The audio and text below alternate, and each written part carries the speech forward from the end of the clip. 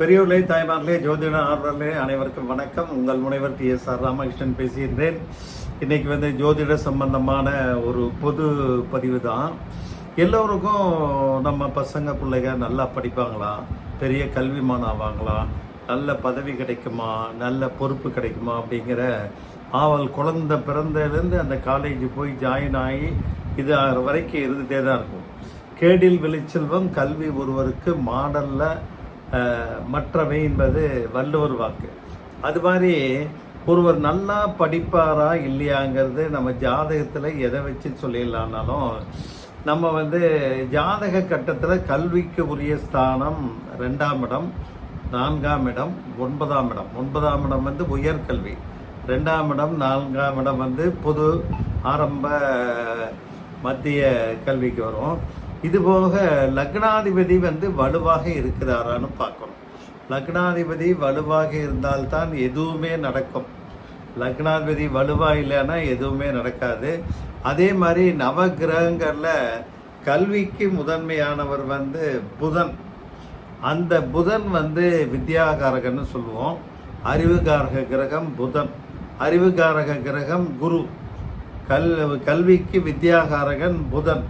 ஆக இந்த புதனும் குருவும் 2 பேருக்கும் நல்லா இருந்தாலே நல்ல முறையில் கல்வி கற்று வருவாங்க.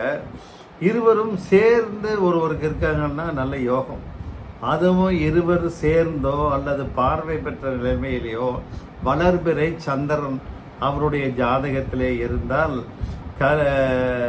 அதாவது அப்புறம் கேந்திரத்தில் இருந்தாலும் சரி, திரிகோணத்தில் இருந்தாலும் சரி, நல்ல உயர்கல்வி பெற்று சிறப்பாக விளங்குவார்கள். குறிப்பாக குரு பகவான் ஒவ்வொருவருடைய ஜாதகத்திலும் அவருடைய 2ஆம் ஸ்தானத்தை பார்க்கிற மாதிரி இருக்கணும், இல்லை 2ஆம் ஸ்தானத்தில் இருக்கணும். அப்போ குழந்தைகள் நன்றாக படிக்கும். வாக்குஸ்தானமான 2ஆம் இடத்திலே குருவோ புதனோ நின்று நல்ல நிலைமையில் இருந்தாங்க, அதாவது நீச்சமாக ஆகாமல் உச்சமாக இருந்தால், இல்லை ஆட்சியாக இருந்தால், வளர்பிறை சந்திரன் இருந்தாலும் அவங்களுக்கு கண்டிப்பாக அந்த குழந்தை நன்றாக படிக்கும். கல்விஸ்தானமான 2ஆம் இடம் கல்வியறிவு பற்றிய அறிவதற்கு முதன்மையான ஒரு ஸ்தானம். இந்த இடத்துல சுபர், இயற்கை சுபர் குருவோ வளர்பிறை சந்திரனோ தனித்த புதனோ இருந்தாலும், சுக்கிரன் இருந்தாலும், அல்லது இயற்கை சுபகிரகங்களுடைய பார்வையே அந்த 2ஆம் இடம் பெற்றாலும் கல்வியிலே நிபுணத்துவம் அடைவார்கள். வாக்குஸ்தானமான 2ஆம் இடத்திலே நம்ம பாவகிரகங்களான தேய்பிறை சந்திரன், சனி, செவ்வாய், ராகு, கேது நின்னாங்கன்னா கொஞ்சம் அவங்களுக்கு கல்வியிலே பலவீனமான ஒரு பொசிஷன், வாக்குஸ்தானமும் பலவீனமாக இருக்கும். குழந்தை படிப்பிலே குறைபாடு ஏற்படும். கல்விக்கு உரிய காரக கிரகமான குரு புதன் 2 பேரும் பலவீனம் அடைந்த பாவத்தன்மை அடைந்திருந்தாலும் இந்த நிலைமை ஏற்படும். குரு பகவான் புதன் பகவான் நீச்சமடைந்து பாவர்களான செவ்வாய், சனி, ராகு, கேது தொடர்பு இருந்தாலும், இல்லை தேய்பிறை சந்திரன் இருந்தாலும் படிப்பிலே அவ்வளோ பெரிய நாட்டம் ஏற்படாது.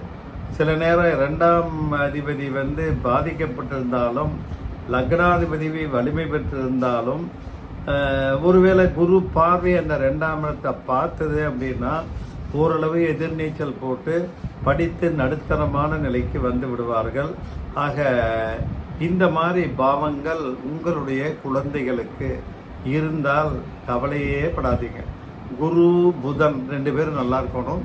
குரு பகவான் நல்ல செழுமையாக இருக்க வியாழக்கிழமை தட்சிணாமூர்த்திக்கு ஒரு அர்ச்சனை பண்ணுங்க. புதன் பகவான் அருள் கிட்ட அயகிரிவோரோ அல்லது பெருமாளுக்கோ புதன்கிழமை இன்னைக்கு அர்ச்சனை பண்ணிட்டு வந்தீங்கன்னா நல்லதே நடக்கும் என்று கூறி நிறைவு செய்கின்றேன். நன்றி, வணக்கம்.